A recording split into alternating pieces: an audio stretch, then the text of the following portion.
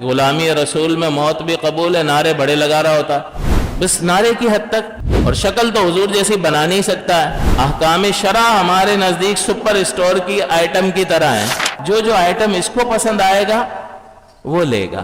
اب ایک وسیع مفہوم ذکر کیا جا رہا ہے، اور میرا جینا۔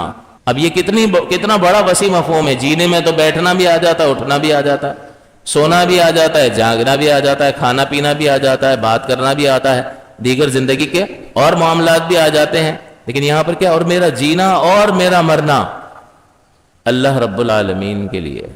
اب اس اعتبار سے اپنا محاسبہ کرنا ہے کہ ہمارا جینا اور ہمارا مرنا کس کے لیے ہے؟ اپنے نفسانی خواہشات کے لیے۔ میرے باطن سے ایک آواز آئی کہ ایسا لباس پہننا ہے۔ اب نبی جو بھی پہنتے ہیں مجھے اس کی پرواہ نہیں ہے، میں اپنی مرضی سے چلوں گا۔ I live as I want، میں جیوں گا ویسے جیسے میں چاہوں گا۔ میرے نبی کی داڑھی تھی، مجھے اس سے کوئی سروکار نہیں ہے۔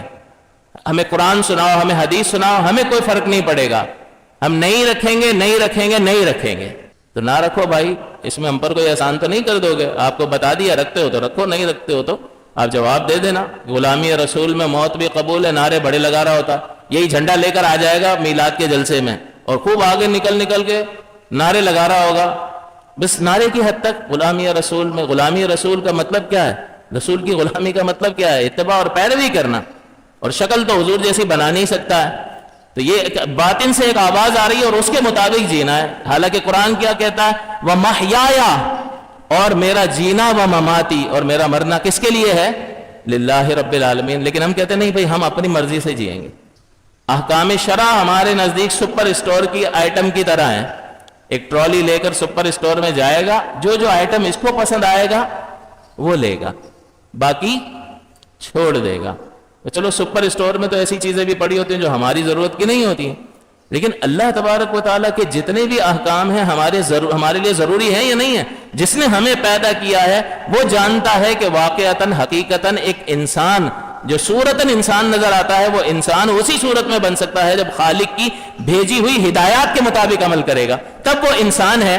ورنہ انسان تو ہے صورتاً، لیکن حقیقتاً جو ہے وہ شکل کے اعتبار سے انسان ہے، لیکن عمل کے اعتبار سے وہ حیوان ہی کی طرح ہے۔ کھاتا پیتا ہے، بچے پیدا کرتا ہے اور دنیا سے رخصت ہو جاتا ہے۔ یہ تو زندگی کا مقصد نہیں تھا، یہ تو کتے بلے بھی کر رہے ہوتے ہیں، یہ ہم نے کر لیا تو کون سا کمال اور امتیاز کیا ہے؟ اشرف المخلوق، تمام مخلوق میں اشرف۔ تو یہ شرف اور یہ فضیلت اسے کس لیے حاصل ہے؟ اگر یہ انہی کاموں کی وجہ سے افضل ہو تو پھر افضلیت کا کوئی کرائیٹیریا کیا ہے؟ یہ سمجھنے کی ضرورت ہے کہ محیایا و مماتی، میرا جینا میرا مرنا تو بھائی میری مرضی کے مطابق ہوگا۔ لیکن اللہ کیا فرماتا ہے؟ حضور کی بات ہے کہ اے مصطفیٰ آپ کہہ دیں میری نماز، میری عبادات، میرا جینا اور میرا مرنا، جینا اور مرنا۔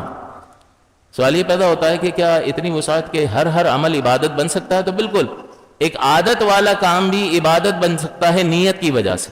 اگر بندہ نیت کرے تو نیت کی وجہ سے عبادت بن سکتا ہے۔ جیسے میں کھانا کھا رہا ہوں تو اس میں اگر میں یہ نیت کروں کہ یہ کھانا کھانے سے جو مجھے توانائی حاصل ہوگی، سب سے پہلی بات کہ میں حلال کھاؤں گا، حرام اور شبہ والے لقمے کو چھوڑ دوں گا، اور دوسرا یہ کہ یہ جو لقمے میں اپنے پیٹ میں لے کر جا رہا ہوں، اس سے جو توانائی مجھے حاصل ہوگی میں اس توانائی کو اللہ کی فرما برداری میں استعمال کروں گا۔ اب یہ جتنے لقمے بھی کھائے گا اس پر اس کو اجر دیا جائے گا۔ تو ایک عادت جو ہے وہ عبادت کس طرح سے بن جاتی ہے؟ نیت کے ساتھ بن جاتی ہے۔ اسی طرح سونا ایک عادت ہے، نہیں سوئیں گے تو بیمار ہو جائیں گے، نیند ضروری ہے۔ نیند نہیں آتی تو ڈاکٹر سے دوائی لینے چلے جاتے ہیں کہ ڈاکٹر صاحب کو گولی لکھ دو، طبیعت ٹھیک نہیں ہے۔ یہ نیند کس طرح عبادت بن سکتی ہے کہ اس میں بندگی، میں اس لیے سو رہا ہوں کہ بالکل طبیعت میں حشاشت یعنی حشاش بشاش طبیعت ہو جائے گی، دوبارہ توانائی حاصل ہوگی، انرجی حاصل ہوگی، اور میں اس توانائی کو اللہ کی فرما برداری پہ استعمال کروں۔ یہ عادت جو ہے وہ نیت کے ذریعے عبادت میں تبدیل ہو سکتی ہے۔ رحمت دو عالم صلی اللہ علیہ وسلم نے فرمایا کہ ایک شخص جو ہے وہ اپنی زوجہ سے ازدواجی تعلق قائم کرتا ہے، یہ بھی اس کے لیے صدقہ ہے، یعنی اس پر اجر دیا جائے گا۔ صحابہ نے حیرت کا اظہار کیا کہ حضور اس میں تو انسان اپنی ایک طبعی اور فطری ضرورت اور اپنی خواہش کو پورا کرتا ہے، اس میں اجر کس بات کا؟ تو حضور نے فرمایا کیا اگر وہ اس ضرورت کو، اس خواہش کو حرام کے ذریعے پورا کرتا تو گناہگار ہوتا یا نہیں؟ صحابہ نے عرض کیا گناہگار ہوتا۔